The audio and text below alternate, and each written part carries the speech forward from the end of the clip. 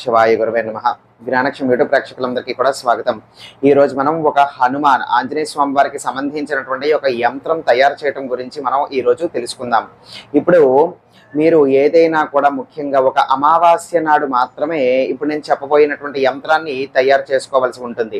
ఆ ఏ అమావాస్య అయినా కూడా పర్వాలేదు. అయితే చక్కగా స్నానం అనేటువంటిది ఆచరించి తలస్నానం చేయాల్సినటువంటి నియమమేమీ లేదు. కేవలం శుచిగా శుభ్రతగా ఉంటే చాలు. అయితే స్నానం అనేటువంటిది ఆచరించి ఏదైనా కూడా ఒక భోజపత్రం కానీ లేకపోతే ఎటువంటి మచ్చలు గీతలు లేనటువంటి ఒక తెల్లటి కాగితం కానీ తీసుకోవాల్సి ఉంటుంది.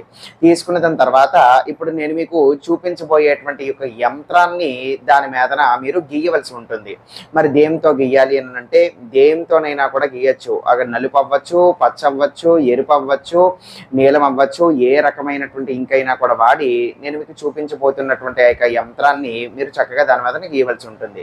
ఈ విధంగా గీసిన తర్వాత మీ యొక్క పూజా మందిరంలో దాన్ని ఎదురుగుండా పెట్టుకోండి. భోజపత్రం అయితే భోజపత్రం, తెల్ల కాగితం అయితే తెల్ల కాగితం, ఈ రెండిట్లో ఏదైనా కూడా మంచిదే. ఆ విధంగా పెట్టుకోండి. పెట్టుకున్న తర్వాత చక్కటి నువ్వుల నూనెతో ఒక దీపం వెలిగించండి. ఒక్క దీపం మాత్రమే. ఈ విధంగా చక్కగా నువ్వుల నూనెతో ఒక చక్కగా దీపం అనేటువంటిది వెలిగించండి. మీకు వచ్చినటువంటి ఆంజనేయ స్వామి వారి యొక్క శ్లోకాలతోనో లేకపోతే ఆయన యొక్క నామాలతోనో ఒక 11 సార్లు మీరు పెట్టుకున్నటువంటి ఆ యొక్క యంత్రం మీద నీలపు రంగు యొక్క పువ్వులు దాని మీదన వెయ్యండి. ఆ యొక్క యంత్రం మీదన నీలపు రంగు యొక్క పువ్వులు మాత్రమే వాడాలి. నీలపు రంగు అంటే ఇప్పుడు నీలపు రంగులో శంఖం పువ్వులు ఉంటాయి కదా, ఆ విధమైనటువంటి ఉదాహరణకి చెప్పాను. అవి కూడా వాడచ్చు. వీలైతే నీలపు రంగులో ఉన్నటువంటి శంఖం పువ్వులు వాడచ్చు. ఆ శంఖం పువ్వులతో దాని ఆ యొక్క యంత్రాన్ని పూజ చేయాలి. ఆంజనేయ స్వామి వారికి మంత్రమే తలుచుకొని లేకపోతే శ్లోకం చెప్పుకొని లేకపోతే ఆయన యొక్క నామం జపిస్తూ ఒక 9 నుంచి 11 సార్లు శంఖం పువ్వులు ఒక్కొక్కగా దాని మీద యంత్రం మీద వేయాలి. ఈ విధంగా వేసిన తర్వాత చక్కగా కూర్చొని ఆ యొక్క యంత్రము మీదన మీ యొక్క కుడి చెయ్య చక్కగా ఆ యొక్క యంత్రం మీదన పెట్టి నేను చెప్పబోయేటువంటి ఒక మంత్రాన్ని ఒక 54 సార్లు చదవాలి. ఈ విధంగా ఒక 54 సార్లు చదివిన తర్వాత ఆ యొక్క యంత్రం అనేటువంటిది చాలా శక్తివంతంగా మారుతుందన్నమాట. ఇప్పుడు దీన్ని మీరు లామినేషన్ చేయించుకోవచ్చు. ఆ యొక్క కాగితాన్ని లేదు జాగ్రత్తగా పెట్టుకోగలమంటే పెట్టుకోండి, లేదంటే లామినేషన్ చేయించుకొని వస్తాము అని అంటే బయటికి తీసుకుని వెళ్ళి లామినేషన్ చేయించుకొని తీసుకుని రావచ్చు.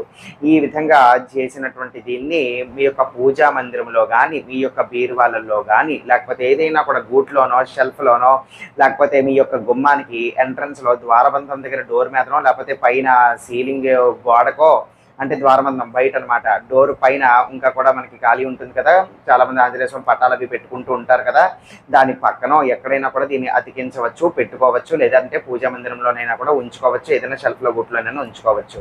ఈ యొక్క యంత్రము దేనికోసము మరి ఆ యొక్క శక్తి ఏమిటి అంటే మీ మీదన కానీ మీ యొక్క కుటుంబ సభ్యుల మీదన కానీ ఏవైనా కూడా చెడుపులు ఉన్నట్లయితే కనుక, క్షుద్ర ప్రయోగాలు జరిగినట్లయితే కనుక, నరఘోష నరదిష్టి ఉన్నట్లయితే కనుక, ఏమైనా చేతబడులు ఇట్లాంటివి ఏమైనా జరిగినట్లయితే కనుక అవన్నీ కూడా నిర్మూలన అయిపోతాయి క్రమముగా.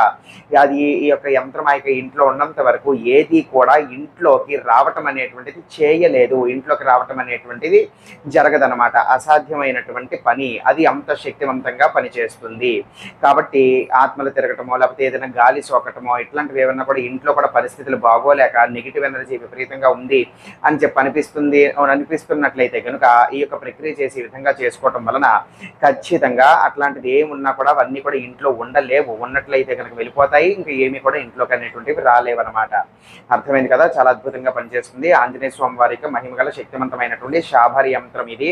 అందుకని కేవలం ఒక్కసారి చేసుకుంటే సరిపోతుంది. కేవలం అమావాస్య నాడు రాత్రి 11 గంటలకు మాత్రమే దీన్ని తయారు చేసుకుని ఇంట్లో పెట్టుకోవాల్సి ఉంటుందన్నమాట.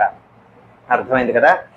అయితే ఆ యొక్క మంత్రం ఏమిటో చక్కగా తెలియచేసి వీడియో అనేటువంటిది ముగిస్తాను. సర్వేజన సుఖినో భవంతు. శివార్పణమస్తు. ఏనా వయం పయసా విన్వమాన అనుయోని దేవకృత చరంతి. మళ్ళీ చెప్తున్నాను. ఏనా వయం పయసా విన్వమాన అనుయోని దేవకృత చరంతి. ఇది ఆ యొక్క మంత్రము. ఈ విధంగా పుష్పాలతో పూజ చేస్తున్నప్పుడు చక్కగా ధూపం కూడా వేయచ్చు. అగరబత్తి కానీ సాంబ్రాన్ కానీ ఇటువంటివన్నీ కూడా వాడి చక్కగా ధూపం అనేటువంటిది కూడా వేయచ్చు. అర్థమైంది కదా.